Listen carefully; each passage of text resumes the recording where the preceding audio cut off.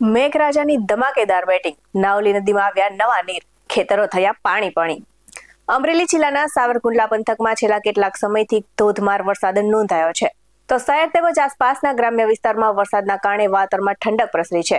આ સાથે જ નીચાણવાળા વિસ્તારોમાં પાણી ભરાવાની સ્થિતિ પણ સર્જાઈ છે.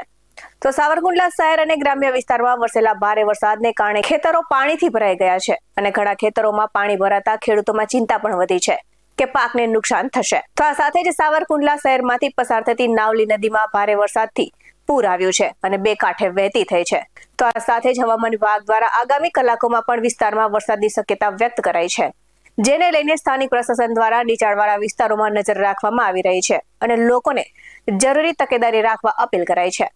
તો સાવરકુંડલાના ગ્રામ્ય વિસ્તારોમાં રસ્તા ઉપર પાણી ભરાતા વાહન વ્યવહાર પ્રભાવિત થયો હતો અને કેટલાક રસ્તા ઉપર પાણી ભરાવાને લઈને લોકોની અવરજવરમાં મુશ્કેલી થઈ હતી. હાલ સ્થિતિ નિયંત્રણમાં છે, પરંતુ વધુ વરસાદના બીજા રાઉન્ડથી નાવલી નદી અને આસપાસના વિસ્તારોમાં પાણીની આવક સતત વધી રહી છે. તો આ સાથે જ સ્થાનિક તંત્ર દ્વારા પરિસ્થિતિ પર સતત વોચ રાખવામાં આવી રહી છે.